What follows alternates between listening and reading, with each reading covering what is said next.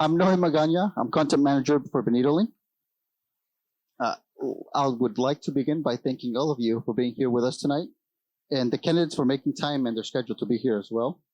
I also want to thank our sponsors, Brent Redmond Transportation, Golden Memorial, Wright Brothers Industrial Supply, Richard Shelton Insurance Marketing, the Rotary Club of San Juan Bautista, SBC Cosmetic Care, and True Value Hardware. I would like to request all of you to either turn off your phones or put them on silent as a courtesy for the audience. As you're doing that, just a little background. BenitoLink has been hosting election forums to provide our residents with an opportunity to get to know their candidates and know their priorities firsthand. The candidates will have 30 seconds for an introduction. They will be asked 3 questions and they will have 1 minute to answer each. And they will have a 45-second closing statement. No questions were given to the candidates in advance. And the order of the questions are in random. There is a clock in front of the candidates that will alert them when their time is over. At that point, we would ask our candidates to finish their thought. If they don't, they will be interrupted and we will be moving on to the next candidate.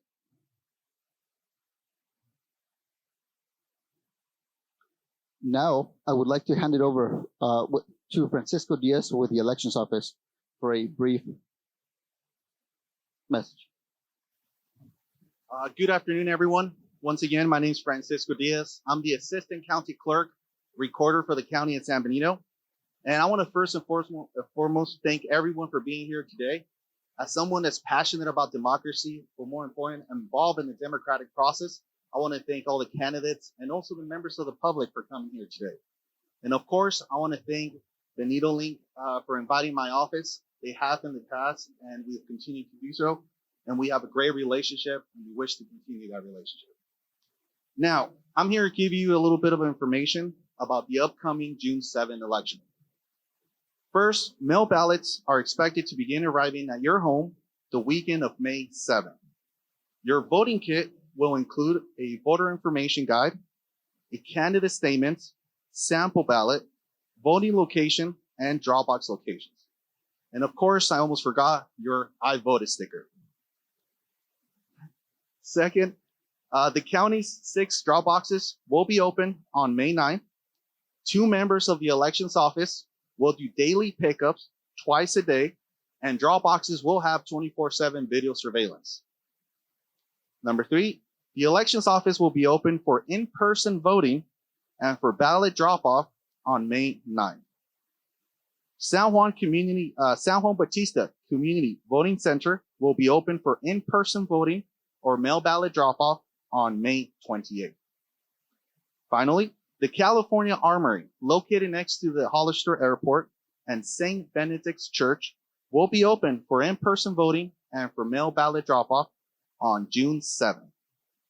Now, the county elections office seeks to make voting experience safe, simple, and secure. By providing you with more options, you get to decide when and how you vote. If you have any questions, please do not hesitate to contact the elections office at 831-636-4016. And someone from my elections team will be enthusiastically happy to help you and assist you with your voting needs. Thank you.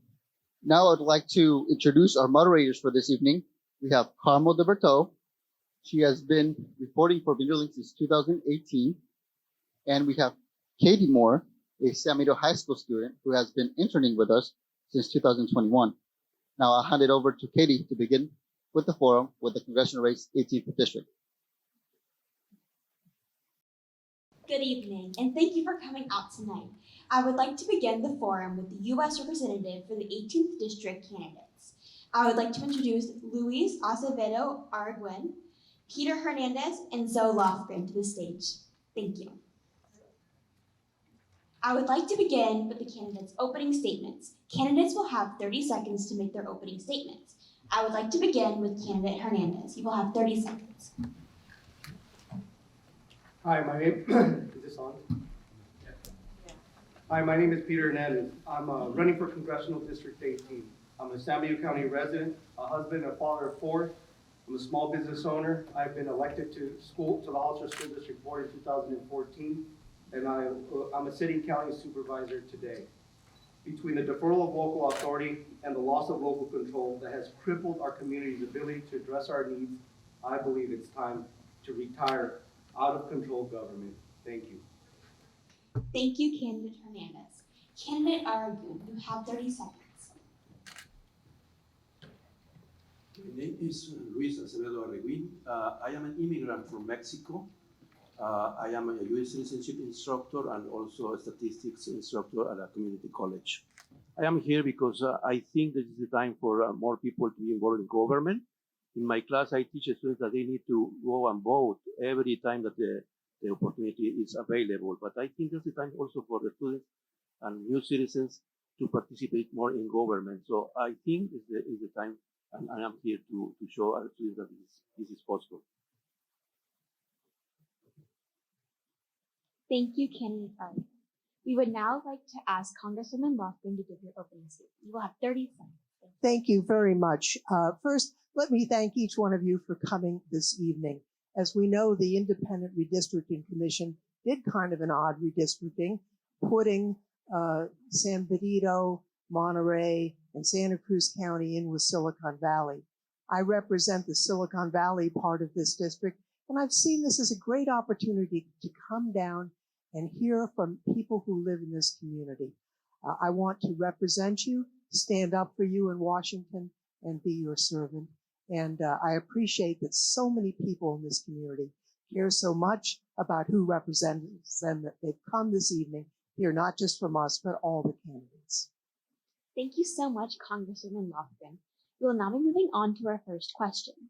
We are now linked to Santa Clara County and are in the 18th Congressional District. How do you plan to distribute federal funding equitably, and what kind of projects would you support financially in San Benito County? We will be beginning with Congresswoman Lofgren. You have 1 minute on the clock. Well, thank you so much. The first thing is to listen to the local community, because the priorities of this community for funding is what I ought to be standing up for.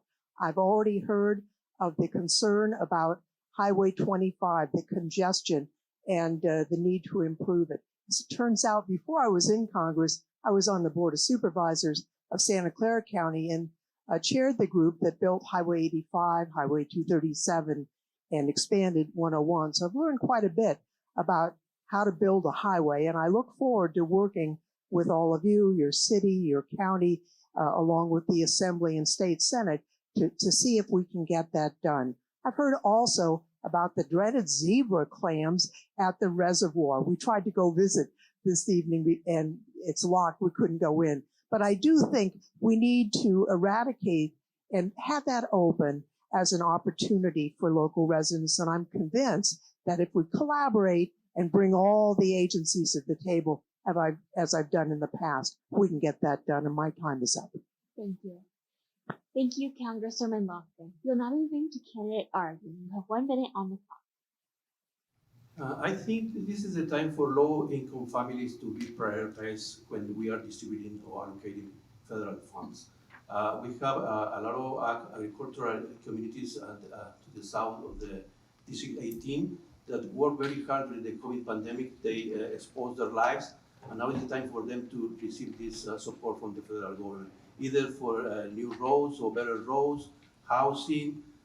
In the case of San Benito County, I think there is a way for people of low-income families to have food when they go fishing. So it's very sad that San Justo Reservoir is not available for them to go fishing and get food over there. So I think we need to find a way to recover San Justo Reservoir, not only by doing a chemical treatment, but also trying to look for the source of pollution for that water body. So I aim to work very hard for San Benito County and the rest of District 18. Thank you so much for your answer, candidate Aragon. We will now moving on to candidate Hernandez. You will have 1 minute on the clock. The Constitution requires equal representation and intent to respect the will of the majority. Rural agricultural is the majority of this district, so therefore my focus would definitely be on water storage, desalination plants, reducing or revising regulations to ensure the middle class breathes a breath of fresh air. And finally, I would say is we need to make sure that there's a focus on the actual road implementation process to set restrictions in a timeline and ultimately expect those projects to be finalized with the public disclosure element, making sure the public understands those outcomes. Thank you. Thank you for your answer, candidate Hernandez. We will now be moving on to question 2. What are your solutions for DACA beneficiaries and immigrants arriving in communities that already have their own needs? We will begin with candidate Hernandez. You have 1 minute on the clock. In order to be able to address the needs of any other people in our community that have certain needs, I would say we'd have to make sure that we have a strong national element in our community in our country to ensure that we're able to care for the needs of our local folks. Otherwise, we're finding ourselves struggling. You know, I've learned in my home that if we can't even take care of our own bills, address the needs to be able to, for us to be successful as a family, just the same as a country, I think we're going to struggle addressing others. Thank you. Thank you. You're now moving on to candidate Aragon. You will have 1 minute to answer the question. I've been able to help a lot of DACA immigrants to get their DACA status in the last 6 years, mostly from communities from Oaxaca, Mexico. So this is a different kind of dreamers, and they also deserve to get this DACA status. I work very hard to get there for them. What I can say is that all DACA dreamers should receive the permanent lawful status as soon as possible, because they are not coming just recently. They are part of these communities since a long time ago. So they are not bringing more problems. They are part of the solution. They were very hard workers in the strawberry fields in Watsonville, in the Salinas Valley, in Castroville. So they deserve to be considered now as a permanent residents in our country. So if we want to have more people to participate, to vote, to be involved in our society, we need to give them the legal status. Thank you, candidate Aragon. We will now moving on to Congresswoman Lofgren. You'll have 1 minute on the clock. Thank you so much. I actually chair the Immigration Subcommittee in the House Judiciary Committee, and through that committee, we shepherded the bill that would allow DACA students to, over a period of time, gain their legal permanent residence. It's important to know these are young people who are brought here as children and are de facto Americans except for their paperwork. It's important that we unleash their full potential as Americans through this bill. The bill has passed the House. It's in the Senate, and the Senate has what's called a filibuster rule, requires a 60 vote margin to do anything. So they've been stuck. I think it's worth noting, for example, the Farm Workforce Modernization Act that I wrote really addresses people who are here now, who are performing essential functions. I believe immigration should be orderly, it ought to be legal, but we need to reform our laws so that people can comply. Thank you. Thank you, Congresswoman Lofgren. We'll be moving on to our third question. Many residents commute to Santa Clara County for work or college. What would Congress do to help improve the commute, reduce environmental impact, and expand public transportation? We will begin with Congresswoman Lofgren with 1 minute on the clock. Well, thank you very much. In my opening remarks, I mentioned the need to improve Highway 25, and I actually believe that is possible to do if we all pull together, city, county, state, and federal. We also, in the infrastructure bill that the Congress passed and the President signed into law, have a number of provisions to move people towards electric vehicles. That is the wave of the future. We need to be an alternative energy for our environment, but also for foreign policy reasons. We've seen what's happened with Russia attacking Ukraine and interfering with the world's oil market in a very destructive way, increasing costs here in the United States. So it's right that the president is releasing oil from the oil reserve, but we do need to move forward on alternative vehicles, including mass transit. And I thank you. My time is up. Thank you, Congressman Lofgren. We will now be moving to candidate Hernandez. You will have 1 minute on the clock. Thank you. So when it comes down to Highway 25, it's actually 10 years out. We have a little bit of an issue when it comes to funding because the funding is going to be allocated specifically for locals, which is a necessity, but just the same, it's pushed out. So there's a little bit of complexity. Ultimately, to me, the issue that means is to address local control. If we don't have the ability to manage our own resources, we're going to fail by default. Unfunded mandates is an easy example. There's restrictions on local communities. There's not a good relationship from the top down between the state and the locals and the feds and the locals. Ultimately, what that means is we're going to end up unable to address the needs of our community, and roads is one of them. And then arbitrary laws. We're dealing with laws that contradict each other, but just the same. We have to implement them, again, tapping resources, causing it, our local authorities, including our department heads, to figure out how we're going to be able to address the needs of our community. At the end of the day, if we want to fix our roads, we need to localize funding. We need to make sure those dollars are earmarked and that we end up implementing what we said we were going to do. Thank you. Thank you, candidate Hernandez. We will now be moving to candidate Araguin. You will have 1 minute on the clock. I think one way that we can start reducing the contamination of our air and natural resources is trying to find opportunities for people to work locally, because commuting is something that happens every day in our district. So, and that's contributing to the contamination of air. So the other option is public transportation and better highways. But I think that with gas prices going up these days, maybe considering the high-speed train would be another possibility. We need to think about it. It's an option. And also, I think electric vehicles is something that we could have maybe in the long term. With the economy failing, it's very hard for the people to afford a $50,000 vehicle. So the intentions are good, but the way that we are pursuing this maybe is not. So we need to find a different approach. We need to gradually move from fossil oils to electric energy, to green energy. But at this time, our people need a way to put food on the table. Thank you so much, candidate Araguin.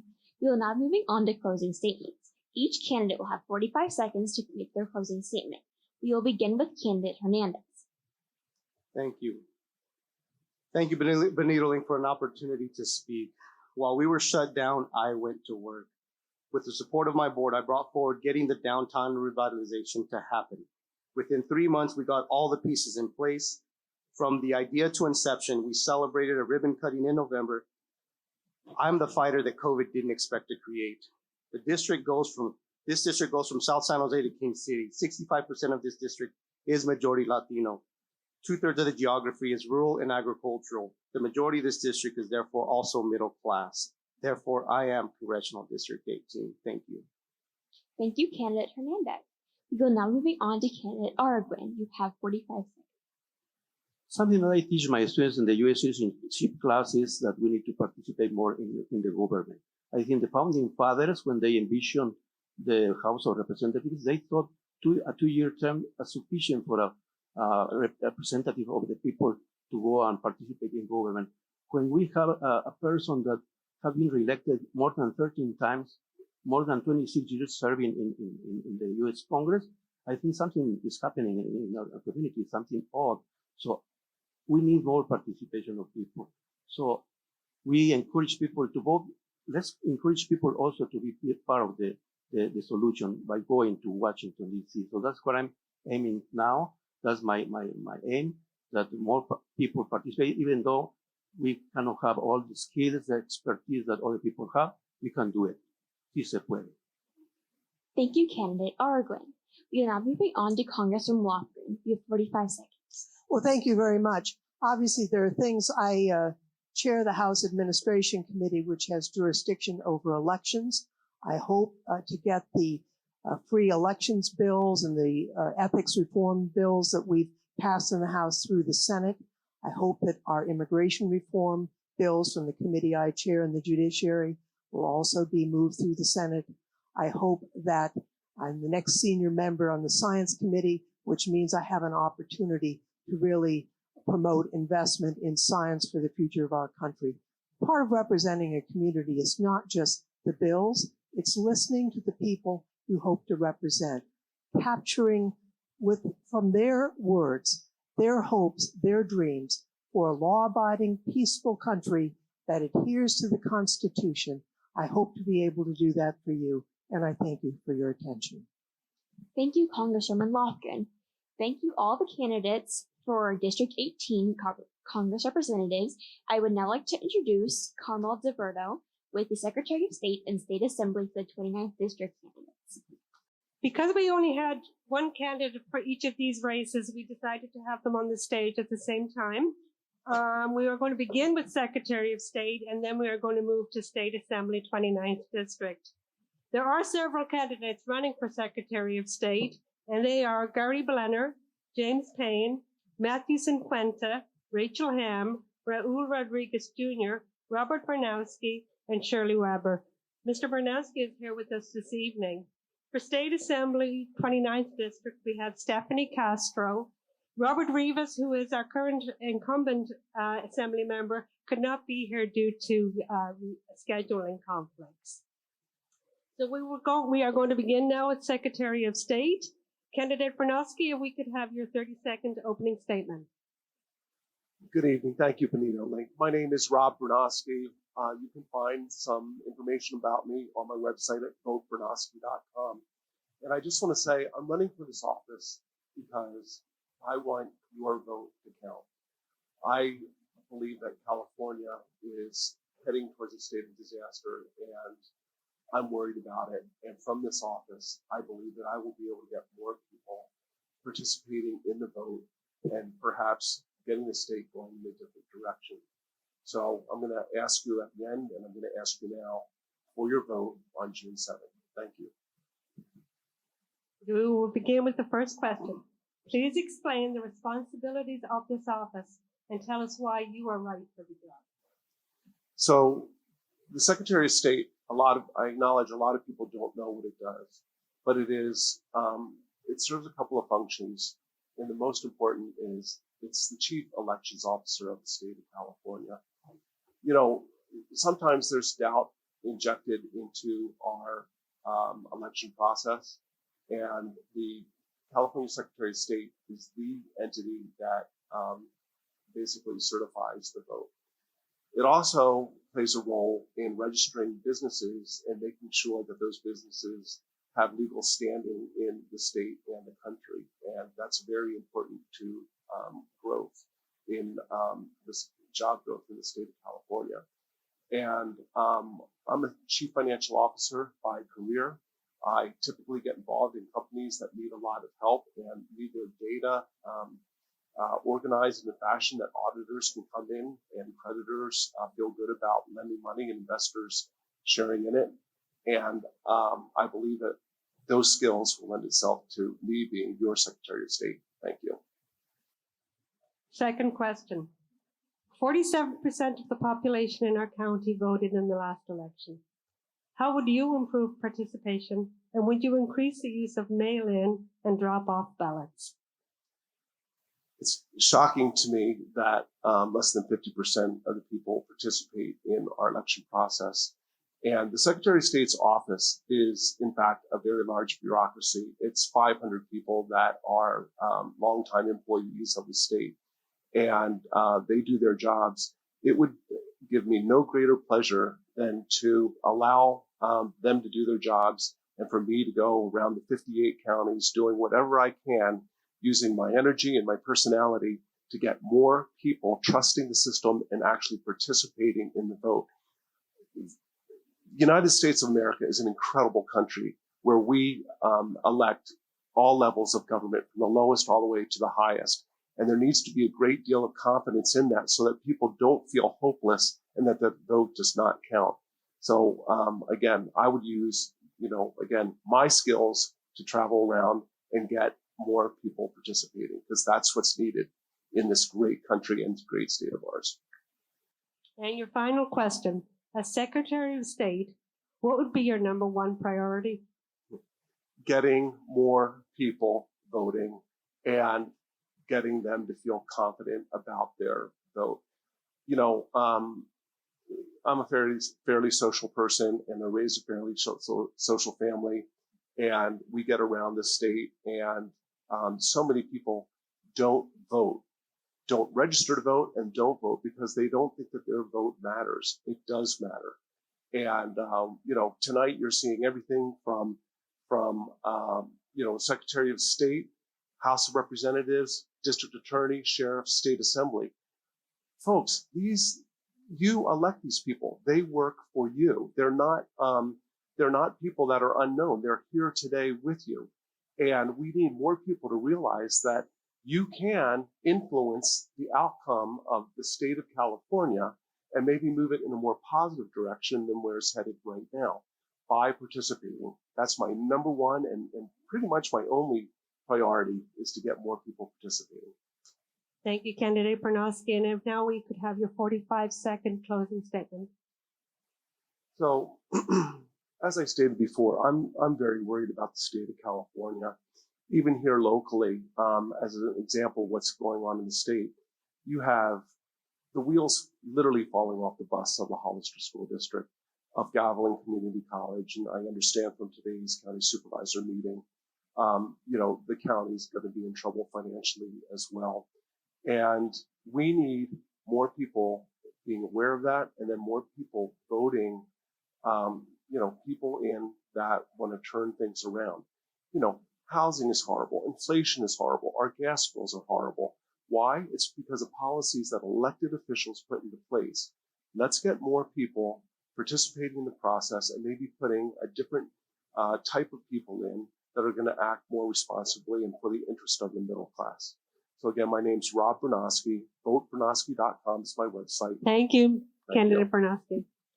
We are now moving to State Assembly 29th District. Stephanie Castro is here this evening. And Candidate Castro, if I could ask you for your 30-second opening statement. Sure. Good evening, everyone. My name is Stephanie Castro, and I am running for State Assembly District 29. I was born and raised in Santa Clara County, but I have lived in San Benito County since 1998. I am a wife, mother of 3, woman of faith, and an educator who has taught in the communities of Hollister, Morgan Hill, Gilroy, and Salinas. I am running for State Assembly because I want my constituents' voices to be heard at a time when their pocketbooks are hurting as well as their hearts.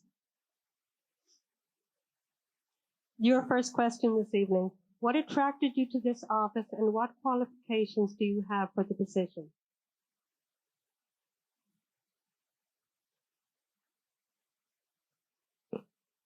As a former small business owner, I saw my community hurting during the lockdowns. I saw small business members hurting, their pocketbooks were hurting, and I wanted to help them. I feel like their voices haven't been heard, and it broke my heart. If I were a small business owner today, especially during the lockdowns, I don't know how I would have survived.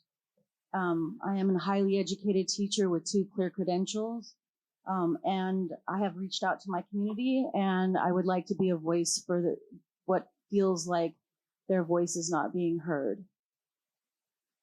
Thank you. Your second question. As an Assembly member, what legislation would you like to see passed concerning education? Well, I would like to see a difference in the unions. I'm not sure unions are the best thing for California. As a former teacher, I haven't felt that the unions have helped teachers enough. I'm not sure if they've helped Californians, and maybe they need to be revamped a little. I would also like to see the sexuality program changed. I think the sexuality program that's happening now should not be for the young children, especially even for high schoolers. I think that it's not good for our children. The sexual education program is not good for our students, and we need to get that out of yes, our educational programs. I would also like to see a change in ethnic studies, aka CRT. I think that's not good for our children either. I don't think it is appropriate. It's very divisive, and I would like to see that Thank you, changed. Candidate Castro. Thank you. We are now going to ask you for your closing statement, 45 seconds.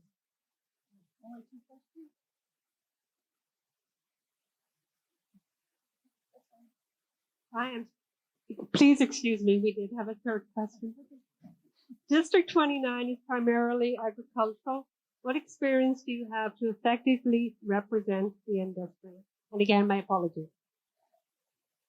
Well, I have been talking to my constituents. Although I'm not a farmer, I did have a daughter in FFA. My son is also in FFA. My grandfather was a farmer. My husband's grandfather was a sharecropper. My aunts and uncles on my husband's side also worked in the field, so I have spoken with them, and I am in touch with what it is to be a farmer and work in the fields. So I'm not completely out of touch. I understand what their needs are. We need more water resources for our farmers because they grow our foods, and we are going to be in dire straits if we can't get water to our farmers. So I can represent that industry. I will make sure I hear their needs and get them what they need. So thank you. Thank you. And if we now could have your closing statement. Thank you, BenitoLink, for having me this evening and for the opportunity to address these key issues facing our communities that are important to our residents. I want to be the one to work with Sacramento and for my constituents and to solve these problems and even more. I feel that those who are in power right now are doing a great disservice to our taxpayers, and I am hearing their frustrations. They want someone who will represent them with boldness, trustworthiness, and honor, and I truly believe that person is me. I will focus on parental rights and education, finding ways to put more money in their pockets, and fighting crime so they can feel safe in their communities.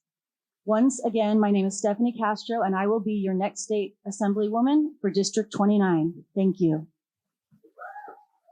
Thank you. Our next race is going to be supervisor race for District 1, and Katie will be up here to ask the questions. Thank you.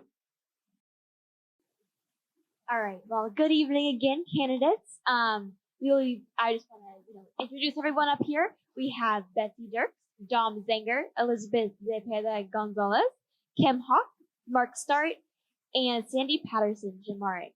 We'll be moving on to our opening statements now. Every candidate will have 30 seconds to state their opening. We will start with candidate Dirks.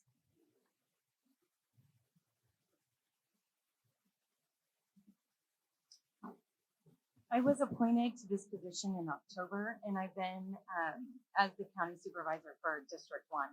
I've been in this position now for 6 months. I ran in 2020 for this seat, and I would like to continue the work that I've already started. The county is at an exciting and critical time, and I would love to have your vote. Thank you. Thank you, candidate Dirks.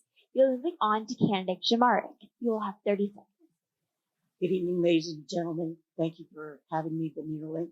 My name is Sandy Patterson DeMark, and I'm running for District 1 Board of Supervisors. I was born and raised in Gilroy to the age of 14, moving to San Benito County in 1972. I'm a graduate of Hollister High, 1976. I started my law enforcement career with the Hollister PD at 14. I was a police cadet by 18, and I was a deputy sheriff-coroner with San Benito County by the age of 28. That's my background. My values are God, family, country. Thank you. God That's bless all America. the time we have. Thank you so much, candidate Jamaric. We are now moving on to candidate Gonzalez. You will have 30 seconds. Good evening, everyone. My name is Elizabeth Cepeda Gonzalez. You can find more information on my website. I'm running as a lifelong resident of Hollister. I'm running for common sense government. I grew up in Hollister, attended local schools here, went to Monterey Bay and came back. I've seen a lot of the injustices, a lot of the decisions that have been made on our county board of supervisors, and I'm willing to, speak up for those that haven't been listened to. We have a budget that is pretty much dying. Within the next 5 years, we're going to be in struggles. So I hope to have your vote. Elizabeth Cepeda Gonzalez. Gracias. Thank you so much, candidate Gonzalez. We will now be moving on to candidate Zanger. You will have 30 seconds. Hi, everyone. My name is Dom Zanger, born and raised in San Benito County. I went off and got a communications degree from UC Santa Barbara. Eventually, I made my way back home to San Benito, and I saw a lot of changes that were taking place and are still taking place, and I felt compelled to get involved and steer those changes in the right direction. Specifically, I'm talking about pumping the brakes on residential growth, getting a handle on crime, and supporting our local business. Thank you. Thank you, candidate Zanger. We'll now be moving on to candidate Hawk. You will have 30 seconds. Hi, my name is Kim Hawk. I was born and raised here in Hollister. I worked for San Benito County for 36 plus years for the following departments: HHSA, clerk, auditor, recorder, elections, clerk of the Board of Supervisors, and elections. And I am running to be a voice for the constituents in District 1. Thank you so much. Oh, sorry. Thank you so much, candidate Hawk. We will now be moving on to candidate Starrett. You will have 30 seconds. Good evening, everyone. My name is Mark Starrett. I grew up in Hollister, later moved to that shining city to the north there, Gilroy, where they actually have a city library. My brother and I started a construction business here in Hollister about 1973, and I've been active in this community my entire life, and I just, like a lot of folks, look back and think there's things that we can do to make this really the county we want, we loved before, and we would like to see again. And that's why I'm running for supervisor. Thank you. Thank you so much, candidate Starrett. We will now moving on to question 1. San Benito County needs revenue, and often growth is viewed as part of the solution. What are some other ways of bringing in revenue and jobs? We will be beginning with candidate Zanger. Yeah, well, I think there's definitely great ways to bring in revenue and jobs that doesn't involve decimating our rural areas. I think we need to find creative solutions, like using more mixed residential commercial areas, follow more of a European model that's proven. I think we need to lean into tourism, ag, and innovations in ag and things like this. But there's certainly a lot we can do that doesn't involve sprawling out further into the county. Thank you. Thank you, candidate Zanger. We are now moving on to candidate Hawk. You have 1 minute on the clock. We need to bring more business to this county. Business is what's going to increase our tax base, and less houses. I'm not opposed to the growth for houses, but we definitely need the business here. Tourism, if there's anything that we can bring. And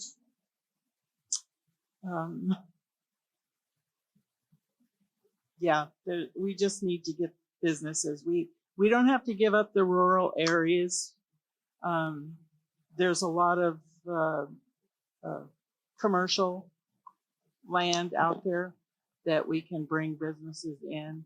We've had a lot of businesses leave this county, and I don't know what the reason is, but we need to get business back. Thank you so much, candidate Hawk. We are now moving on to candidate Dirks. You have 1 minute. Thank you. We need to leverage our use of the economic development corporation that we've invested in as a county. And we're already seeing the results and the progress of that. We need to make sure that we're growing the existing businesses that live here, as far as providing jobs and extra jobs that we need and have as they continue to grow and expand. And we also need to make the county an easy place for businesses to come and want to be able to have a place that they can call home with San Benito County, so that we have residents here who can not only live here but work here, so that we are getting people off of our roads. Currently, 49% of our workforce leaves the county on a daily basis. And if we can make sure that we have businesses here that can provide jobs, then we're going to be able to make sure that people will be able to work here as well. Thank you so much, candidate Dirks. We will now be moving on to candidate Gonzalez. You will have 1 minute. Yes. So bringing in revenue to our economy here locally is essential. We're actually the 5th largest economy in the world in California. Agriculture in Hollister is tremendous, and it's one of the biggest resources in terms of our economy. There's projects like Cerrada Verde that would bring in tech industry where we can implement that in terms of education. Have Gavilan College. We need to have visionaries in these positions. When you don't have a vision of how to bring in revenue and you're not willing to implement those decisions, sitting there on the board is one thing, but actually making things happen and bringing in the revenue is a different story. So agriculture, our economy is growing, but if we don't make the right decisions, we don't take advantage of the opportunities we have, guess what? Within like 5 years, we will perish. So that is what I have to say. Thank you. Thank you so much, candidate Gonzalez. You will now be moving on to candidate Stark. You have 1 minute on the clock.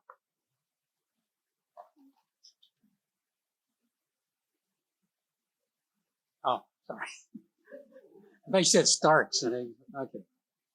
Only 5 years left. That's got me worried now. We've taken on the burden to provide housing for Silicon Valley. And I guess that's a good thing for folks. That's one of the biggest demands people have in their life is they want to have a home, be able to provide for their family. So we've done that. We've done the provide the home part. Now we need to make it so they can stay here and work. San Benito County is a great place to live, raise your family. Let's make it a great place to work. It always remind me of people, why people go to Texas. The only good reason people go to Texas because they can get a good job, buy a home, but they got to live with that weather. We got the good weather. We can make San Benito County a wonderful place to work, and that's what we got to do. Get people off the roads, keep them in our community. Every dollar they earn in this community turns over 7 or 8 times. So it's important to have those dollars, earned here and spent here, and that will provide the prosperity we need. But we got to get a new form of revenue into this. We have to diversify our revenue, and we could do that by bringing industry in, and that's would be the best solution for our community. Thank you so much, candidate Starrett. We will now be moving on to candidate Jamaric. You will have 1 minute on the clock. Thank you. At one time, San Benito County was the richest county in the state of California in cattle, agriculture, and hay. We need to get back there. We need to make it feasible for the businesses that are already here in San Benito County, in Hollister, to stay. And we need to make it easier for people to live here and not have to commute. We need to bring in more industry, jobs, of course, housing, but it needs to be smart housing. It needs to be affordable housing. We've become a bedroom community for Silicon Valley. That needs to stop. We need to take care of the residents of San Benito County, the people that started San Benito County and Hollister. We need to take care of here. And that's making it easier, more affordable, and so we don't have to commute out. Thank you. Thank you, candidate Jamaric. You'll now be moving on to question 2. As supervisor, you will need to make decisions on the landfill. What is your understanding of the issue, and what course of action is the best long-term solution for the community? We will begin with candidate Starrett. I'm sorry, I didn't hear the first part about what was that question. All questions are in your packet, but I will repeat it. As supervisor, you will need to make decisions on the landfill. Would you like me to repeat the second part of the question?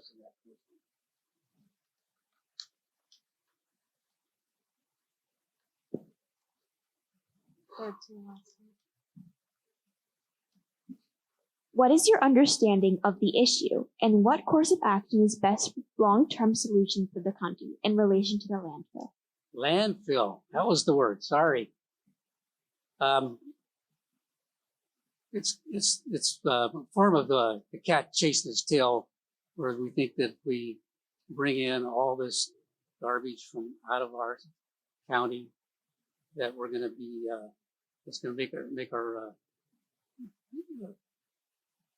it's going to increase the revenue for us, and we'll be able to fix the roads that we ruined by bringing all these trucks in. And dumps are not a nice place to begin with. You know, there's a lot of potential for leakage into the soil and into the water system and things like that. So I think the solution I see is we have to take over our landfill and run it ourselves and keep it a community landfill. We would be ahead of the game down the road.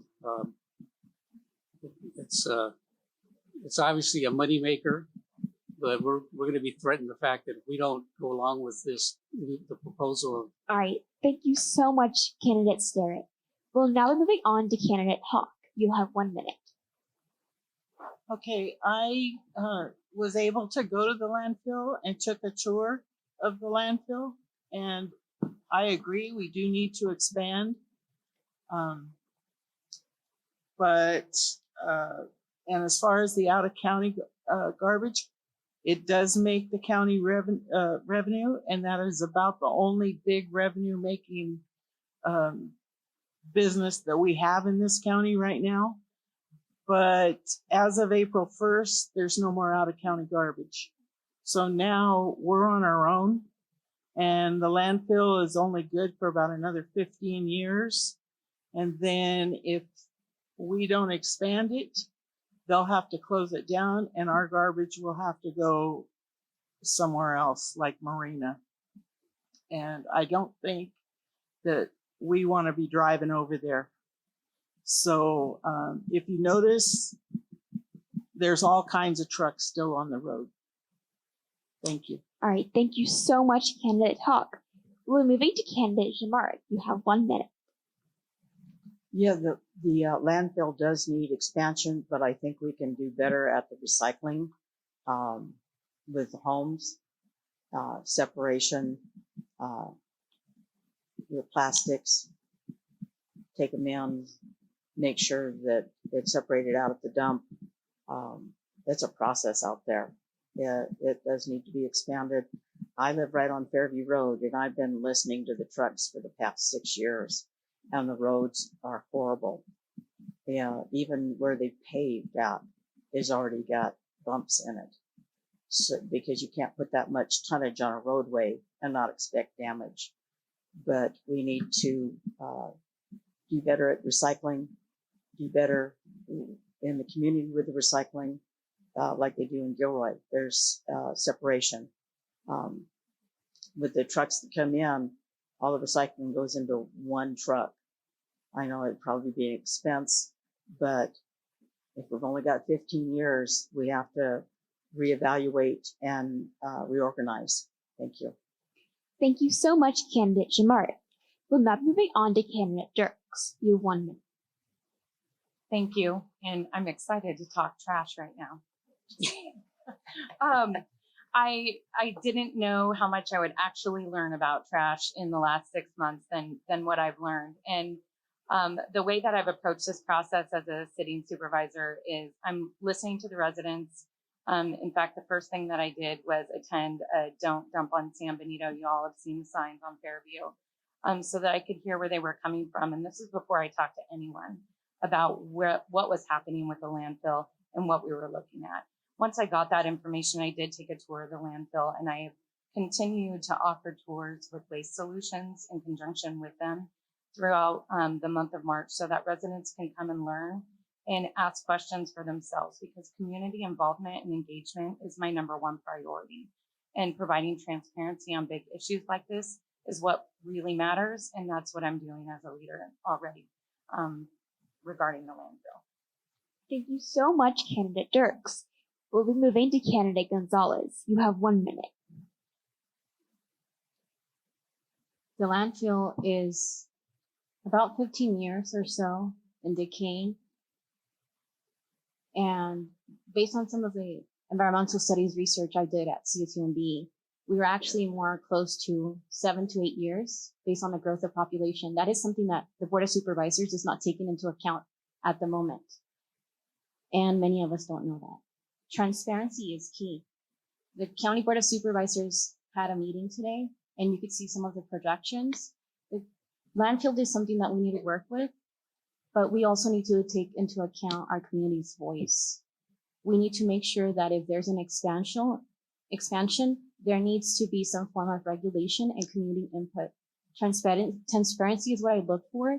And not only that, bringing expertise that know how to expand in an ecologically friendly way. Thank you. Thank you so much, candidate Gonzalez. We'll now be moving on to candidate Zenger. You will have 1 minute to answer this question. Yeah, it's a great question. I'm happy to talk about this. So right now, around 80% of the trash is from out of county. I see a problem with that. I'd like that to stop. The revenue that it brings in is negligible when factored in with the total cost analysis, when you factor in the road damage that these multi-ton trucks are doing, not to mention the environmental impact that an expansion of the landfill could have. It just doesn't seem to make sense. The numbers aren't there. It doesn't make sense. So what I'd like to do is not accept out of county trash in the future. And beyond that, it just doesn't make sense for San Benito County to expand the dump, 3 to 5 times what it is now and become Silicon Valley's trash can. So for those reasons, I just think it makes sense to restrict out of county garbage in favor, in the sake of our county. Thank you. Thank you so much, candidate Zenger. We will now be moving on to question 3. There have been complaints of no community input on large projects like the Amazon fulfillment facility. How can the public be better informed about projects that affect the quality of life in San Benito County? We will begin with candidate Gonzalez. Transparency. Transparency when there's projects going on. We need to know, we need to meet with our county employees and know what's truly going on. The board makes a decision, but it doesn't mean that that's being implemented. When it comes to negotiations, our community needs to be aware and be at the forefront of what is truly going on behind closed doors. It amazes me that we have a road that has not been fixed when we recently just implemented Amazon. It is ridiculous, and it is something that we as a community need to address when it comes to infrastructure. If you're going to build projects here in San Benito County, you also need to address infrastructure, and that is something that has not been done in the past. Thank you so much, candidate Gonzalez. We will now be moving on to candidate Jamarek. You will have 1 minute. You said Mark. Jamarek? Mark. Okay. Candidate Jamarek. All right, Mark. Trying to steal my. I have a hard time with women's voices. I don't know if that's intentional or not. I apologize.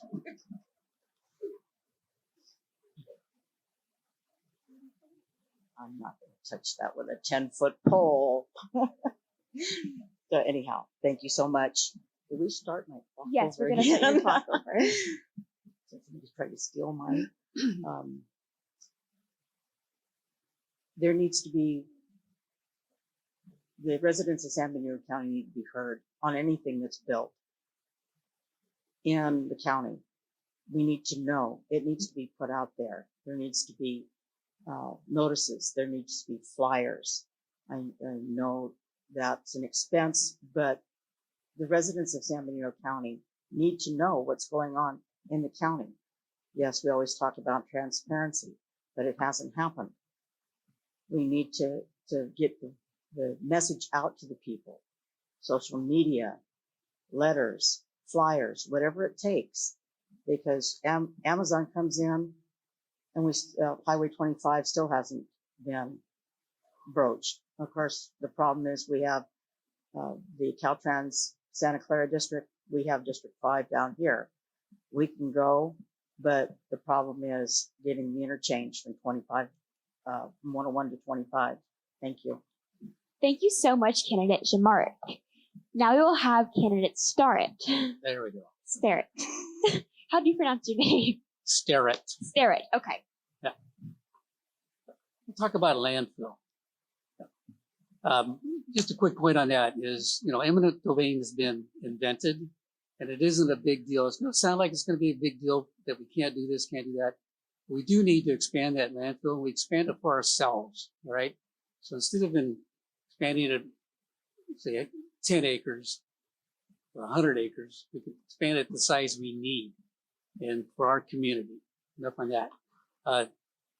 Amazon kind of snuck up on most of us. I'm for anything that brings jobs to the community, but I don't know if this brought the best jobs to the community. They're kind of low-paying jobs, but they're jobs, all right?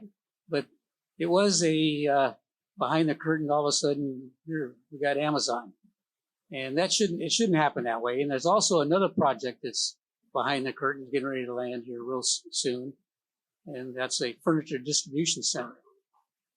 These types of businesses, they do bring jobs, thankfully, but they also bring the other side of it is the transportation, transporting across our roads. And they're probably not the best fit. And the community should be involved in knowing what's coming. And in these cases, they were not. Thank you so much for your answer, candidate Starrett. You're now moving on to candidate Zanger. You will have 1 minute.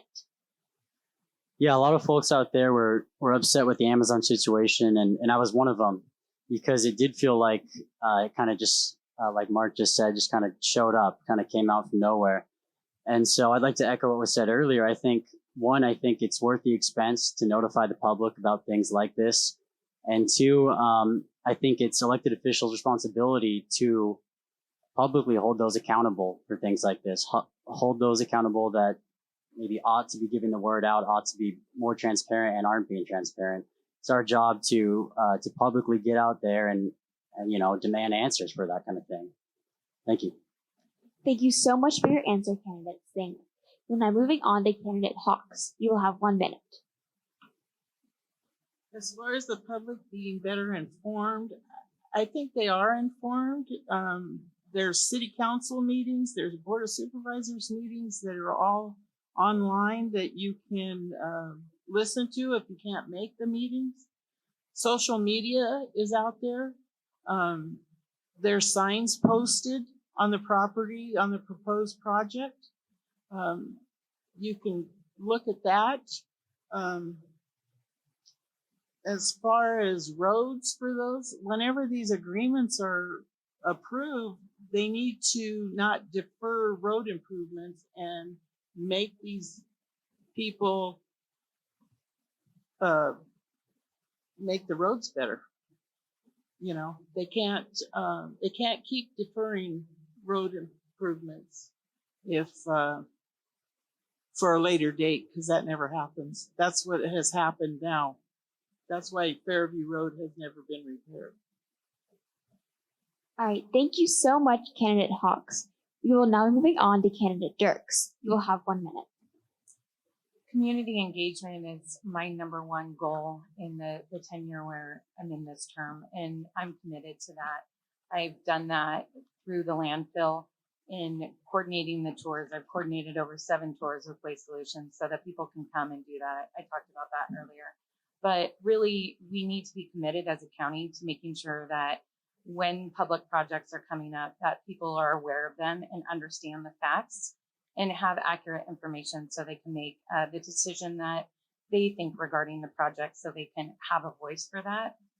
And one of the things that we're doing currently is we're hiring a county PIO, public information officer, so that we can make sure that we have that transparency and that we can work on that with our constituents and with the residents of San Benito County. And it is something that I'm very committed to as well. So I think we just need to continue to have community education. And I believe that we're all committed to that as the current Board of Supervisors. Thank you so much, candidate Dirks. We are now moving on to closing statements. Each candidate will have 45 seconds to make their closing statement. We will begin with candidate Starrett.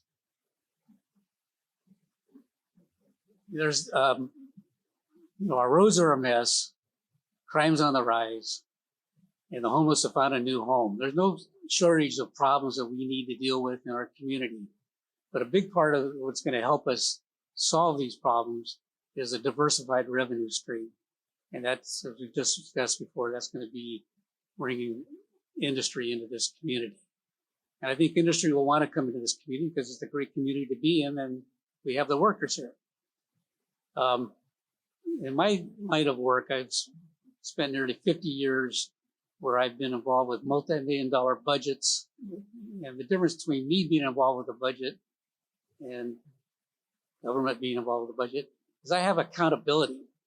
I have to make it work. I have to maintain time schedules. I have to make things happen. And that's what I bring to the table with my 50 years of experience. And I'd like to have that opportunity to show you what I can do for our community. Thank you. Thank you, candidate Starrett. You'll now be moving on to candidate Jamar. You have 45 seconds. Yes, again, thank you for allowing me to be here tonight.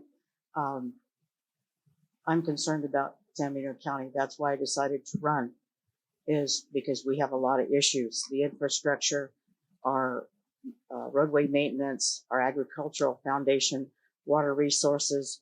We've got blue valves shut off in District 1, and the water's going to Stonegate and Ridgemark, where we've had people are having to bucket water to their animals, and that's not right. That needs to be taken care of. Also, the issues of law enforcement. We need to support our law enforcement. We need to back them. I was in there. I worked for San Benito County. I was their token female when I was hired back in 1985. I'm willing to fight.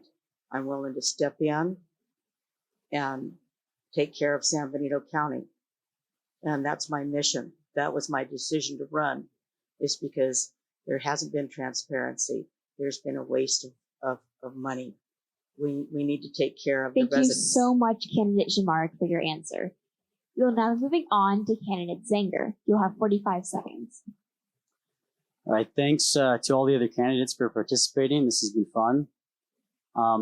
Look, with me, what you hear is what you get. I want to make it my mission, if elected, to be as transparent and forthright and honest and clear as I can be. That's part of the reason I'm not taking any money from developers for my campaign. And this isn't the start of a political career for me or anything like that. I'm not a politician. I'm a real human being, and I just want to help San Benito County. If elected, that's what I intend to do. I have a plan. I have an execution strategy. And most of all, I just want to improve the lives of the residents in my district. So with that, I encourage you all to vote Dom Zanger. Thank you. Thank you so much, candidate Zanger. We will now be moving on to candidate Hawk. You will have 45 seconds to answer the question. Thank you for allowing me to be here tonight.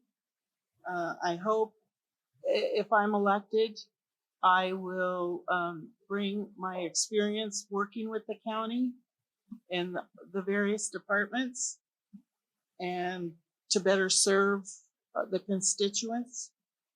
And I hope to make my uncle proud, as he served as on the Board of Supervisors for 24 years. Thank you. Thank you so much, candidate Hawk, for your answer. We will now be moving on to candidate Dirks. You will have 45 seconds.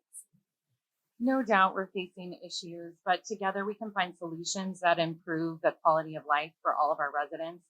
I'm here to serve. I want everyone to have a seat at the table. I want everyone to have an opportunity to have a voice. I want the residents of this county to feel heard, and communication builds trust, and that's where we need to start. I've already started to build these bridges, and I'm anxious and I'm excited about the possibilities of what San Benito County can offer to all that live here. I want San Benito County to be a place where my children want to raise their children.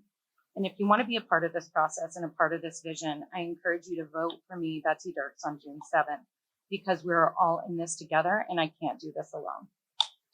Thank you so much, candidate Dirks, for your answer. We will now be moving on to candidate Gonzalez. You will have 45 seconds to answer your question. Thank you, everyone, and thank you, BenitoLink, for having this forum. And District 1 is very fortunate. You have 5 candidates. You have folks to choose from. I think many of us are fed up, especially in District 1 and throughout the county. There's a lot of issues, decaying roads. I grew up in McCoskey. That road has never been fixed. And there's a lot to work on. I'm willing to be open to having conversation. I am very transparent. What you hear is pretty much what you get. And I am a very hard worker. So I'm really committed to my community. I lived in Hollister. I grew up in Hollister. And I hope that in the future, my family continues to flourish in this community. I don't know any other community as beautiful as San Benito County. Thank you. Vote Elizabeth Cepeda Gonzalez. Gracias. Thank you so much, candidate Gonzalez, for your answers. And thank you all candidates for your answers to our Q&A session for the supervisor for District 1. Okay, we will continue now. We will begin our questions for District 3. We have 2 of the 3 candidates here this evening. We have Mindy Suntalo and we have Roland Resendez. We are going to start with the opening statement, and we are going to ask Mindy Suntalo if you will go ahead and give 30 seconds for your opening statement. Thank you. Hi, good evening. My name is Mindy Sotelo. You can look on my website, mindysotelo.com, for more information. But I was born and raised in San Benito County. My family's been in the county for 5 generations. The reason I'm running for the Board of Supervisors is because as a mother of 3, it is extremely important to me to stand up and advocate for our county. We need change, and I am going to reset the priorities to protect our rich heritage, work together, and find solutions so that future generations can enjoy this beautiful county. Thank you, candidate Suntalo. And Councilman Resendez, if you could give us your 30-second opening statement. Good evening. Thank you, everyone, for coming. Thank you, BenitoLink, for hosting this forum. My name is Roland Resendez. I am a father. I am a local teacher for Hollister School District, and I'm a city councilman for the city of Hollister. I have seen the impacts that growth has had on our community firsthand and all of the roles that I have here in our community.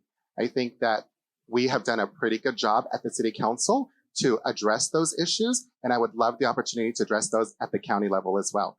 Thank you. Thank you. We'll now begin with our first question. Using a scale of 1 to 10, with 10 being the highest, how important is the homeless issue, and what is your plan to improve the situation? And we will begin with you, candidate Sotelo. For the past 15 years, I've worked for the San Benito County Farm Bureau and working frequently with the Board of Supervisors and county staff on many issues. My office is in downtown Hollister, and the homelessness issue is a real problem. I would rank it probably a 7. We have a lot of issues facing our community, but I believe that it is really hard for businesses in downtown Hollister. I believe there's a safety issue, and so I believe that we need to be looking at the mental health issue. We have a wonderful shelter, and that's fantastic, but without mental health resources and more funding there, I think we're limited on the help that we can provide to people. So I believe that it's a 7. It's definitely a priority of this community, and we need to do what we can to make downtown more friendly, make sure that people have a roof over their head, and take care of our citizens. Thank you. Thank you. Councilmember Resendez, same question. Thank you for the question. Homelessness is a huge issue here locally and throughout the state of California. I would rate it as a 10, undoubtedly. Teachers are getting fired. People cannot afford to live here. As a city councilman now, I am working on your intergovernmental committee to form a joint powers association with the county of San Benito, the city of San Juan Bautista, and the city of Hollister, so that we can allocate more resources and that we can make this one of our highest priorities. We've got to come up with some unique ways to tackle the issues that not only our residents here are facing, but throughout the state. And I think it's going to take an approach of a regional effort, and that's just not happening now. We'd love to partner again with the county, both cities, and we'd like to make this one of our highest priorities. I think it's much needed, and a lot of our folks here are getting priced out of their homes. They are not able to afford to live here. Teachers are getting fired, and we don't have enough jobs to be able to sustain the house payments that are here. So that's something that we've got to look into, and we're going to make it one of our highest priorities. Thank you. Thank you. We're moving on to the next question. Protect San Benito is gathering signatures for an initiative on major developments that would change the role of supervisors and the planning department. Are you opposed or in favor And what will the impact be on the county? We are going to begin again with candidate Sotelo. Wow, I'm the lucky one this evening, aren't I? So I would say that with this initiative, I think it's a little bit frightening that it kind of some of the things that it takes away from the Board of Supervisors. You all elect your Board of Supervisors. We appoint a planning department. And this definitely changes that in a very, very aggressive way. I believe that this process is going to be really expensive. It's not going to be real efficient.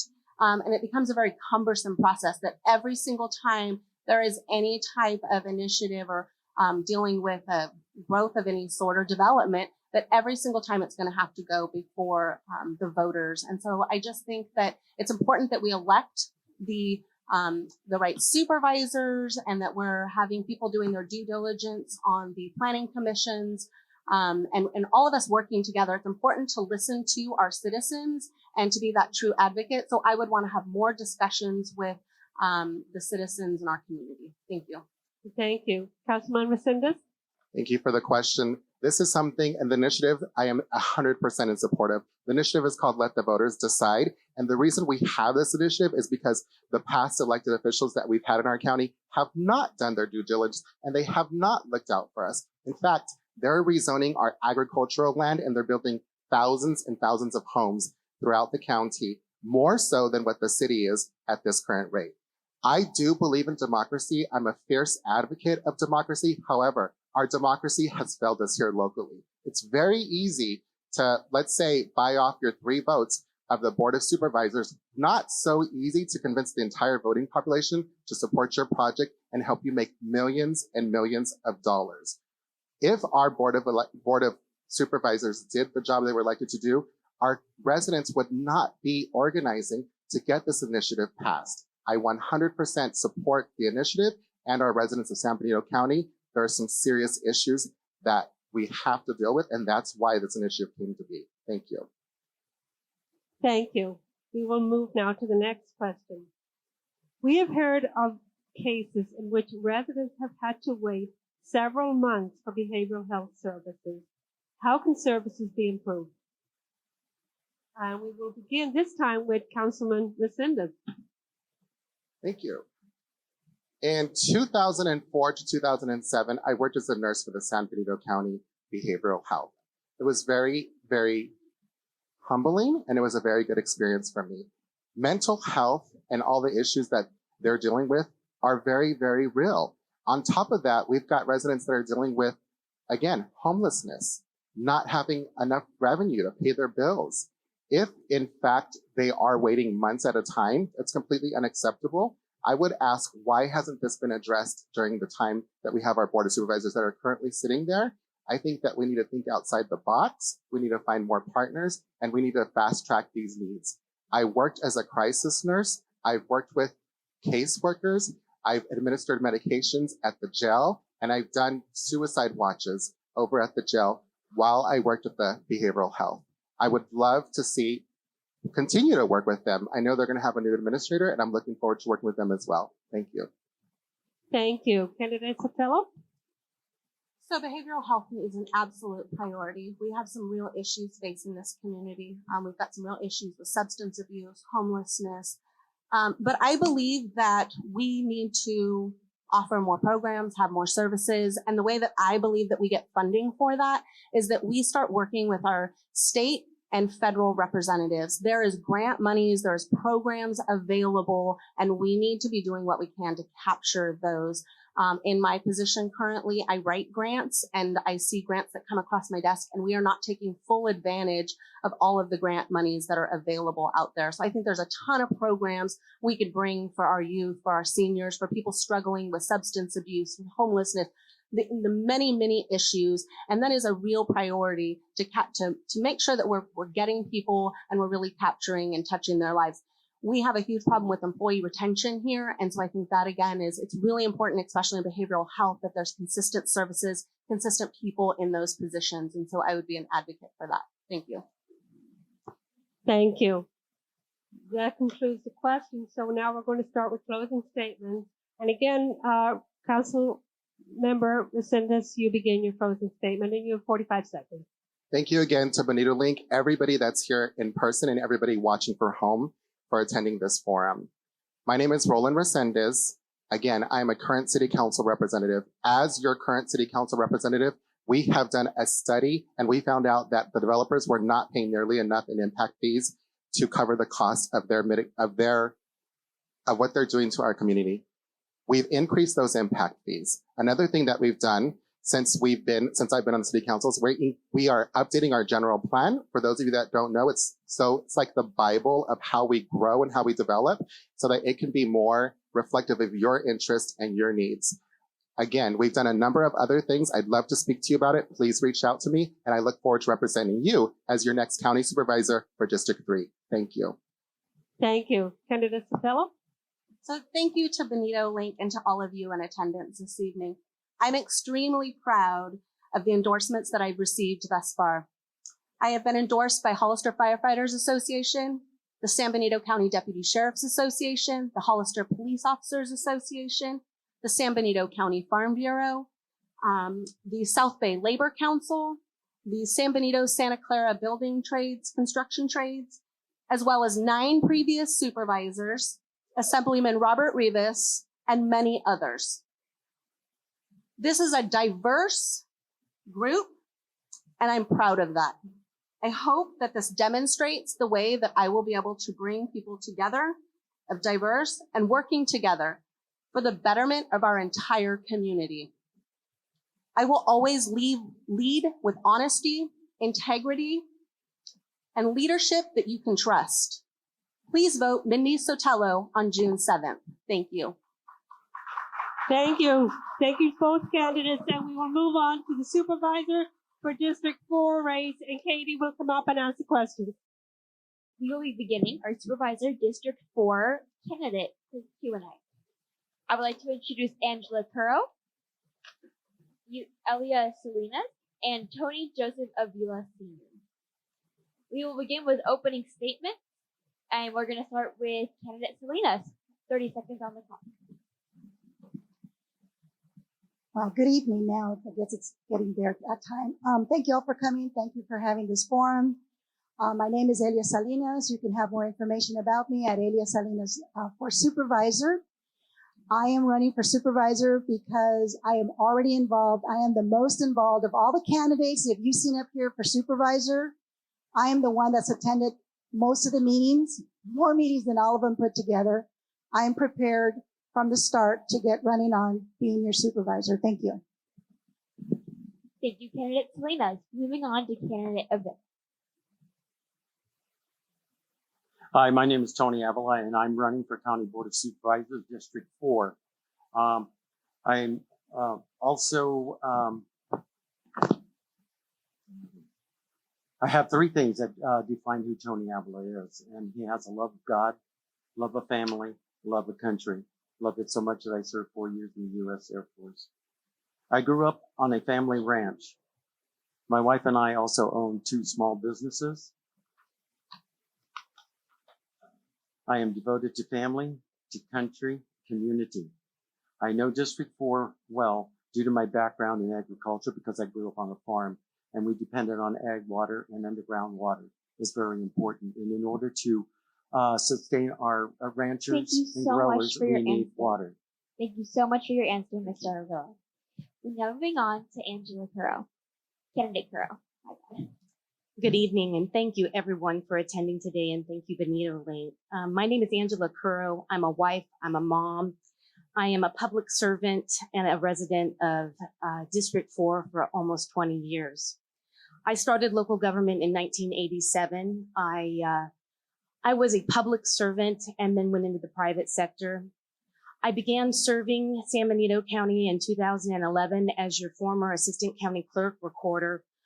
I work closely with the voters, the community leaders, elected officials, and they inspired me to run for supervisor. I'm a strong leader that has a proven record of experience, so I feel that we need to come together and support our community and unite and make a difference. I humbly ask for your vote. Thank you. Thank you so much, candidate Curro, for your opening statement. Now moving on to our first question. Your district covers a large area.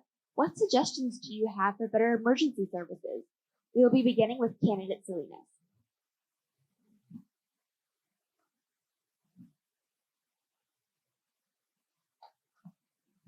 I'm sorry, emergency services is first?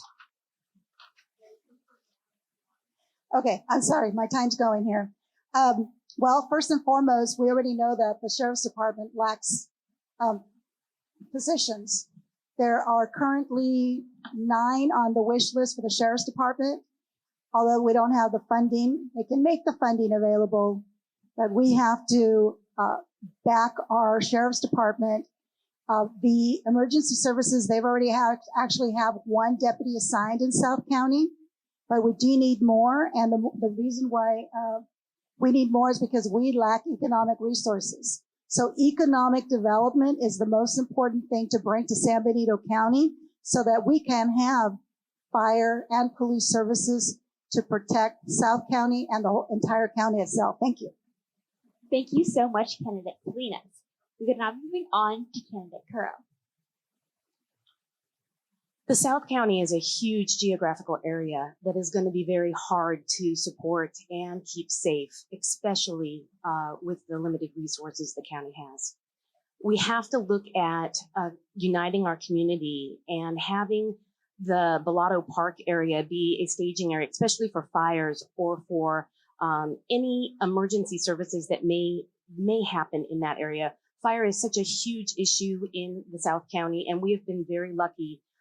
Some of the fires have gotten very close, and I know evacuations have happened, but we need to keep connected with CAL FIRE, and we need to support our deputies. The Sheriff's Department does only have 1 deputy in the South County. I would definitely support adding an additional deputy. We need to look at grant funding to bring in revenue and resources that will help sustain the Sheriff's Department and our emergency services. We also need to bring in broadband. We need to connect the community so that they can reach those emergency services in a faster and more efficient way. Thank you. Thank you so much, candidate Curl, for your answer. We are now moving on to candidate Avila. You will have 1 minute to answer your question. Thank you. I agree. We do need more police officers on board to be able to respond to all emergencies. Another trouble is our road conditions that are leading to all the outer communities that are very in poor shape. So it takes longer for our emergency crew to reach the scene of an accident.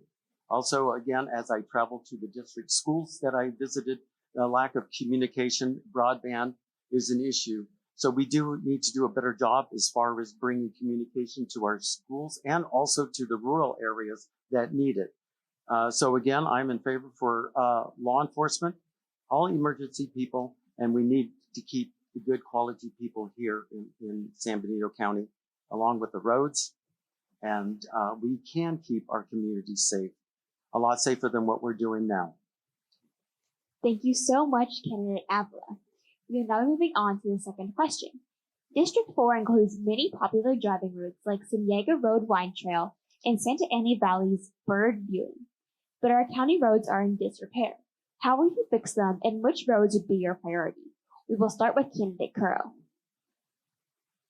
Well, I love the beauty of South County. My husband and I travel the roads regularly, and it is atrocious, the conditions that they're in. Cienega, the wine trail, is a beautiful, beautiful drive, but you have to worry if you're going to damage your car on the way, visiting any of these wineries that could bring more revenue into our community. We need to make the Cienega wine trail a priority in getting it repaved that will allow us to bolster more economy and bring more revenue to our communities. I think that the beating of the roads are a lot on Cienega from, the Hollister Hills. Hollister Hills needs to pay their share. Those out of town travelers that bring those heavy vehicles, those off-terrain vehicles and drive on our roads, we should look into having some sort of a fee so that we can regain some revenue and replace our roads. Thank you. Thank you so much, candidate Curro. We will now be moving to candidate Avila. Yes, very good question. Again, this all stems to the lack of us paying attention to all the measures that we have funded for our roads. We have left them abandoned, and we do have beautiful back road scenery, going to the wineries, going to the bike trails. Again, these roads are pretty much a third world condition. And it's sad that the taxpayers have voted in different measures for road repair. I like to see where our money is being spent and which roads are being improved. I see a few signs here and there, Measure G at work. Only, half a mile worth of road work repair. So again, in order for us to attract visitors to our community, which we do have beautiful scenery, people come in for the first time and the roads, they will not return. You drive up any of the Seneca Road, you go up to the bike trails, atrocious roads. At times it looks like you're driving on a one-lane road. So again, we do need to do a better job when we appropriate our money and funds for roadway. And we would benefit as a community to be able to have tourism come and see the beauty that we hold here in San Benito County. Thank you so much, candidate Avila. We will now moving on to candidate Salinas. You will have 1 minute. Thank you. I'm a very proud resident of San Benito County. I cycle the roads in South County, and I can assure you we do not have third world country roads in San Benito County. I cycle the roads and I have to rear potholes. What can I do about it? Well, we have Measure G. I'm not going to do anything else about it. We have Measure G, and I don't want to raise any more taxes for the roads. I don't know if y'all do, but I don't. What would my priorities be? If you go to the San Benito County website, there is a link, and you tell the county what roads you want fixed, not what I want. It's the roads that you all live in, and that's who they need to be listening to. It's not the supervisors that make a decision on what roads get fixed. The list is already out there, and you should visit the website so you can complain. There's also a website. If you want to report a pothole, you can call it in, or you can go onto the link and you can report it, and they will come out and fix it. Thank you. Thank you so much, candidate Salinas. We will now moving on to question 3. The county is having trouble retaining employees and has many job openings.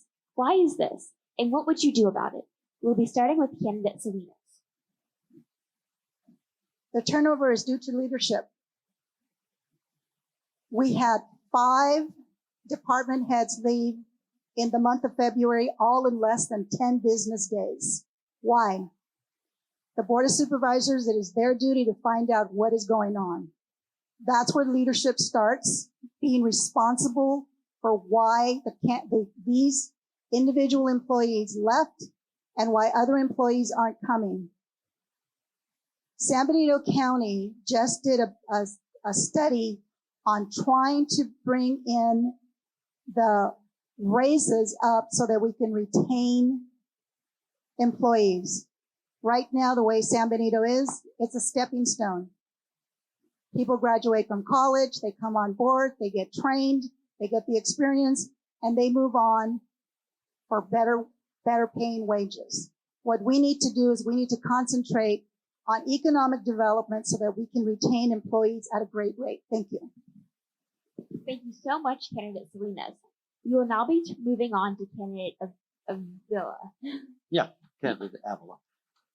Yes, to address this issue here, it may sound like I'm going to pick on the Sheriff's Department, but we have great cadets coming into our community. And the reason why, alluding to Salinas here, that this is a training ground. They come here for training and they move on to a community that pays more wage, earn more money. And I can't blame these people that are leaving. But again, we need to hold on to the people that we have, the first responders, the police, local and Sheriff's Department.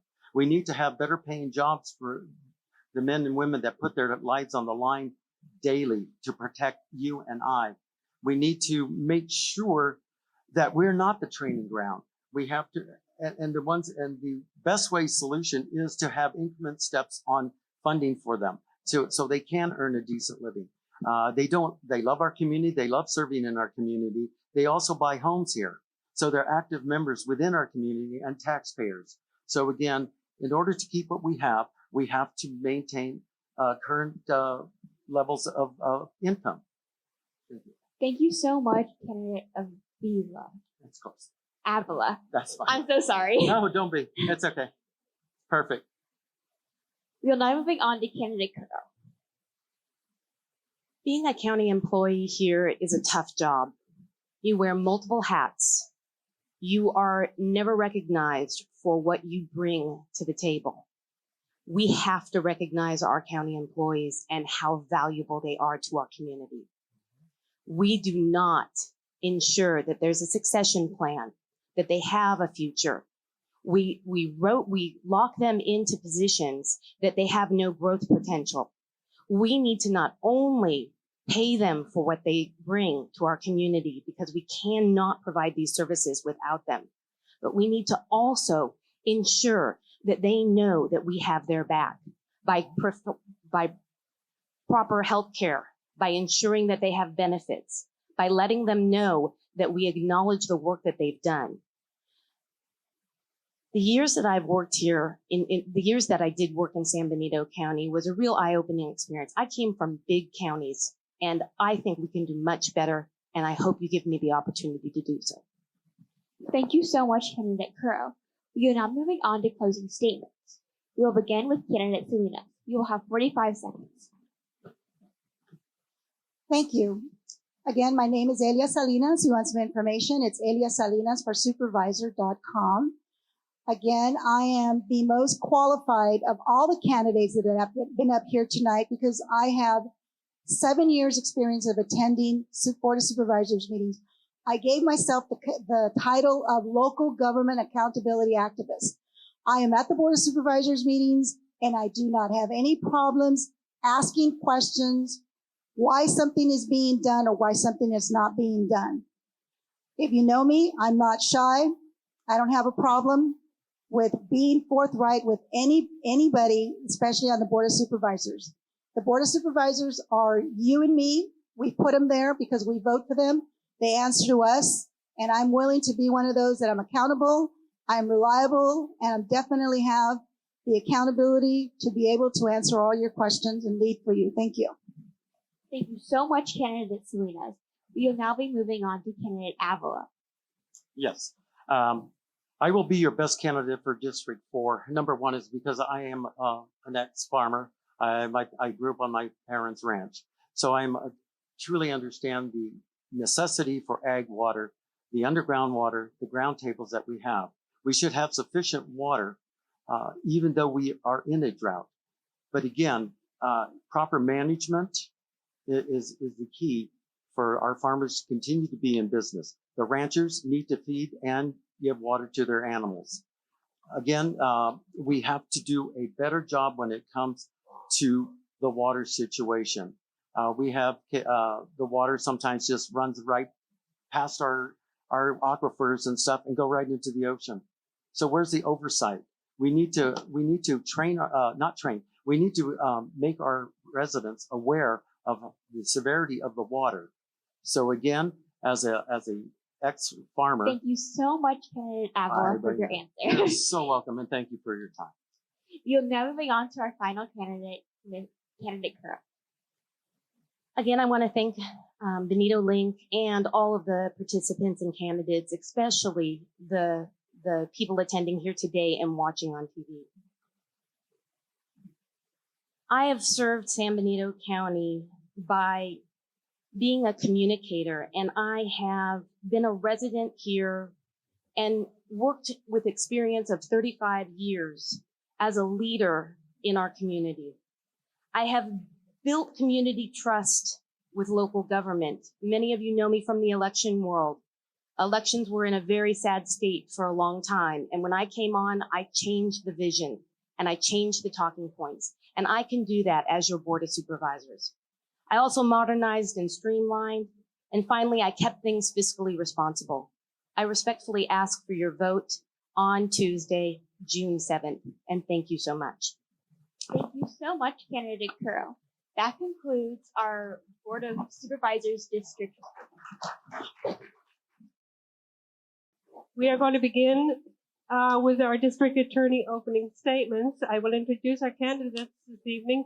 We have incumbent District Attorney Candace Hooper-Mancino, and we have challenging our DA, we have Joel Buckingham, who currently works at the DA office. So if I could start with opening statements, and I ask you, Candidate Buckingham, if you would begin, 30 seconds. Thank you very kindly. Good evening. It's nice to see you all here. My name is Joel Buckingham. I'm running for the office of District Attorney. I have more murder trial experience and have prosecuted more murder prosecutions to jury, trial, and verdict than the rest of my office combined. The simple fact of the matter is that what I want to bring to this community is trial excellence so that guilty people are held accountable and that your community is safe. My name is Joel Buckingham, and I'd be honored to earn your vote for District Attorney. Thank you kindly. Thank you. DA Cooper-Mancino? Thank you. I got my undergraduate degree at San Jose State University, and I received my law degree out of the University of Santa Clara Law School. I started with San Benito County District Attorney's Office in 1987 as a deputy district attorney, and I had the honor of being sworn in as the elected DA in 2007, and have continued to be the DA since then. I am a career prosecutor. I have prosecuted crimes from misdemeanor traffic violations to first-degree homicides. I love this community. I'm committed to this community. It is shown by not only my profession, but also by my personal life and the involvement I've had for this community. Thank you. Thank you. And DA Hooper, if I could ask you to speak into the mic just a little closer to your mouth, so the voice. No problem. Usually I'm too loud. Thank you. We are now going to begin with the first question.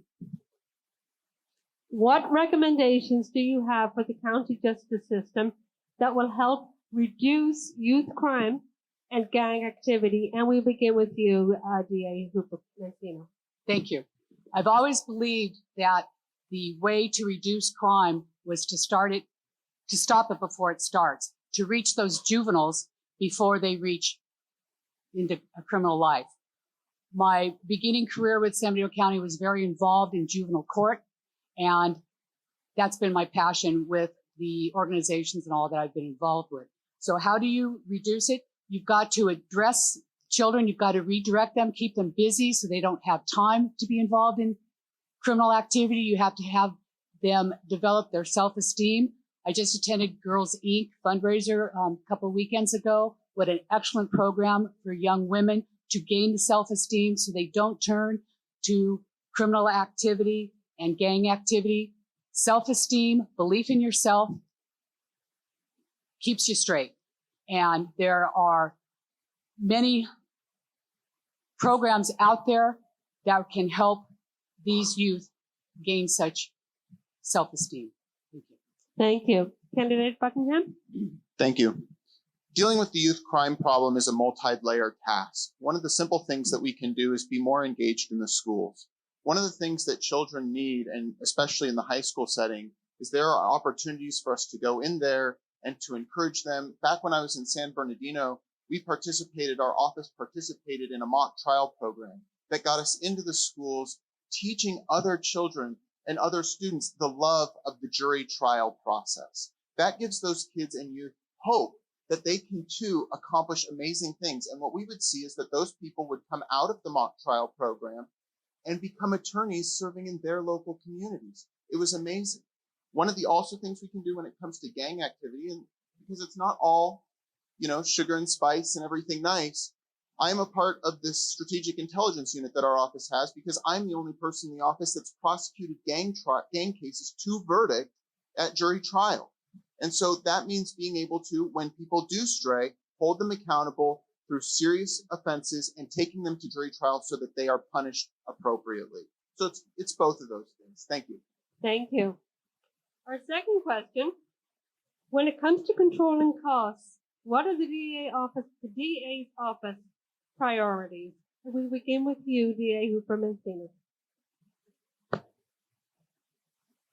one of the functions in controlling costs is having the revenue, getting the state grants and other monies that are out there. The district attorney's office, being such a small county, has a hard time getting grants because the requirements of grants, we don't have the crimes to support the need for those grants. Keeping costs down is very important to me. We watch our budget. We are sometimes over in certain areas, but the overall budget, we are always returning money to the general fund.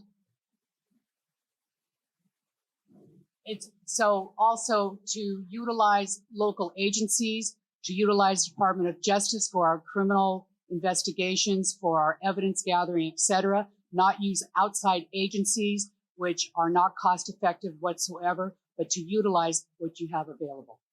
Thank you. Candidate Buckingham? When it comes to costs as it relates to the district attorney's office, we do always have to keep in mind that the cost of being cheap can be more expensive in the long run. We have a community, and in order to keep that community safe, we do have to be willing to pay for some of those services. Now, that doesn't mean we have to go over on costs. One thing that's interesting about our department is that when I worked in a county that had twice the population in Humboldt, their elected district attorney actually got paid less than our elected district attorney. And they had a salary schedule that included providing more salary for the deputy district attorneys that actually tried difficult cases. That was because their district attorney was interested in making sure that the salary schedule was more even and that we brought and retained better talent. We can do that here. We can actually adjust the salary schedules and make sure that we are providing better services to our community by retaining and attracting better talent that will try difficult cases. And that is the case when we go through the budget. I have my CPA license, it is inactive, and I am more than willing to go through the budget and make sure that we spend money efficiently and give the best value for the taxpayers in the county of San Benito. Thank you. And our final question in this section, what would it take to inform the public weekly about the outcome of cases? And once again, we are going to begin with DA Hooper. I feel like maybe Sotelo always being the first one out. I don't think the public realizes how many cases we do resolve weekly. So to inform the public of every case weekly would be a monotonous test. However, what we do is inform the public of the big cases, the cases of interest. We have finally launched our website, and we will be having updates on that website on our large cases that have resolved, as evidenced by the murder conviction I got on Barajas and the conviction or the sentence I got on Barajas. Mr. Buckingham has a case coming up for sentencing on a second-degree murder that will also be advertised or noticed in the website. I also, whenever I have calls from reporters, I try to respond to them immediately. If I don't have the information, I tell them why I don't have it and when I would have it, and I would get back to them. Thank you. Candidate Buckingham? The simple fact of the matter is it doesn't take all that much effort at all. We can have a Facebook page, other district attorneys' offices do, and we can inform you on what's happening in our court system. I don't actually expect that many of you want to know what happens on every possession of methamphetamine case. But I do think that the public likes to know what's happening on cases that involve the porch pirate who stole something from your house. I think the public likes to know, did the judge give the person 10 days, like maybe they thought was appropriate, or did they give the person 120 days, maybe like many of us would think was appropriate when they brazenly on video stole your package you've been waiting for? We can do that. It's not hard. Ms. Hooper just indicated the website finally got set up just a few weeks ago. I think that was because in my candidate statement, I pointed out that our office hasn't had a website for the whole time she's been there. The simple fact of the matter is, how much interest did she actually have of informing you of anything that she was doing? I think that it's very important that the public is completely involved in what we are doing. It gets us better results because it lets you know what your government is doing. We are your representative and you are our client. We have to be informing you of what we're doing. Otherwise, we are failing you. Thank you, Candidate Buckingham. We now have closing statements, and this time we're going to begin with candidate Buckingham. Your 45-second closing statement. I want to thank BenitoLink for this wonderful opportunity to get to talk to you all this evening, you at home, you here in the audience. The simple fact of the matter is the district attorney's office is your office. We are your representatives. As middle-class people in the state of California, there are few things where you feel like there's someone representing me. And that office should be the district attorney's office. I believe in trying cases. I proved that because I try cases. Like I said, I've tried more murder cases to verdict, prosecuted more murder cases to verdict than the rest of the office combined. If you want to lead people into excellence, trial excellence, teach them how to be good attorneys, you have to have the experience to do that. That's what I've done. I've prosecuted gang cases to verdict in jury trial. And I know how to do that. And I will do that for you because you are my priority. You, the voter, the middle-class person in San Benito County that wants to feel protected. Thank you. Thank you. Your closing statement, Dave? Thank you. Mr. Buckingham must be discounting me because he says that he has tried more murder cases than all of my office combined. That is untrue. I have tried more murder cases than him. So that doesn't quite equate. Mr. Buckingham has an issue with the website finally coming to fruition. My question is, my office is a team office. I'm the leader of the team, but we're a team. I have an open door policy. If you see an issue, come talk to me. Come do a solution. I would have been more than happy to have Mr. Buckingham launch the website. Instead, a victim witness coordinator or advocate volunteered to do it, and we finally got it up and running. Thank you. Thank we you. will now hand over to Katie for our last race this evening, which will be the Sheriff-Coroner. All right. Good evening, audience, once again, and welcome to our last race candidate category.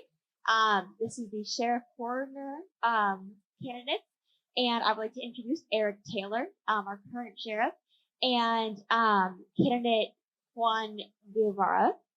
They are both going to be running today for Sheriff-Coroner.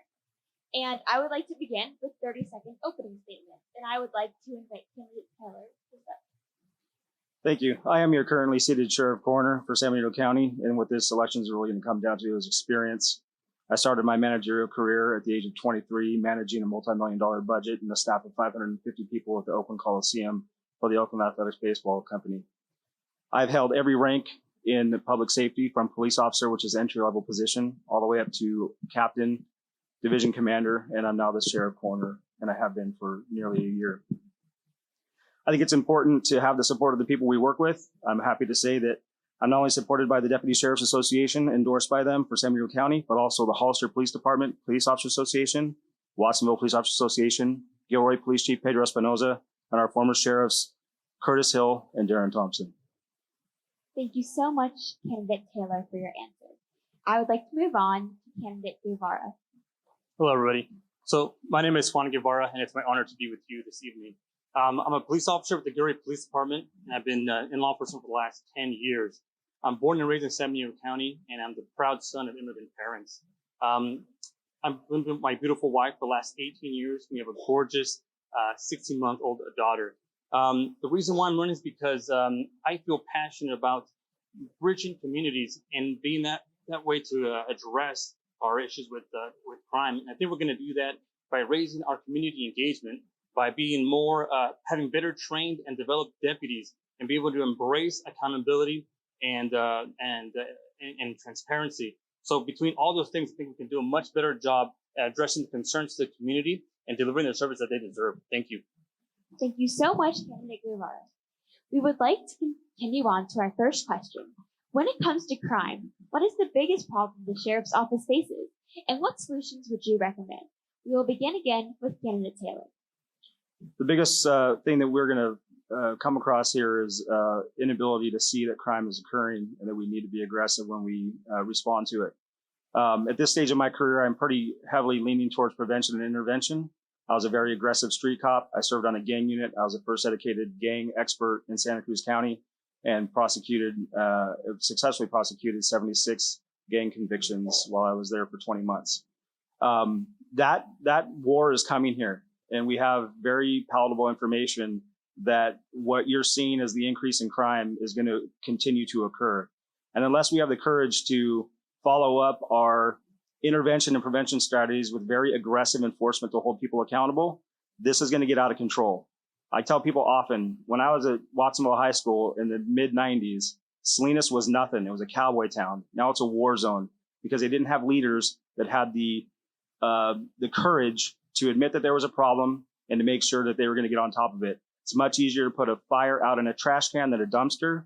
We need to put the fire out immediately. Thank you so much, candidate Kelly. We'll now move on to candidate Guevara. You'll have 1 minute. When it comes to crime, what is the biggest problem the sheriff's office faces?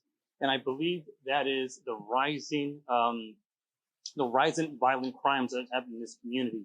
We just had a shooting in this community, and my heart goes out to all the family and the victims of that family. But in order to be able to address these things, the rising increase in crime and violent crimes, is to be able to have a better partnership with the community. Not everybody feels confident or comfortable reaching out to law enforcement, and I think that that's a result of being absent and not having that engagement. So we need to work on this, on bridging these communities and having a better relationship so people can feel comfortable and confident calling us, because we can't do this alone. We need the partnership between the community and law enforcement to be able to thoroughly address these issues that we have in our community. So it's the absence that we have in the community that we need to address.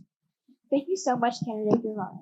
We would like to move on to our second question. How would you define diversity, and how well does the Sheriff's Department align with your goals? We will begin this time with candidate Guevara. I define diversity by having a rich pool of employees and people in the community that reflect a lot of cultures. And the way that I see that the Sheriff's Office aligns with those goals is disappointing. And what I mean by that is that I don't believe that the Sheriff's Office has a workforce that reflects the community.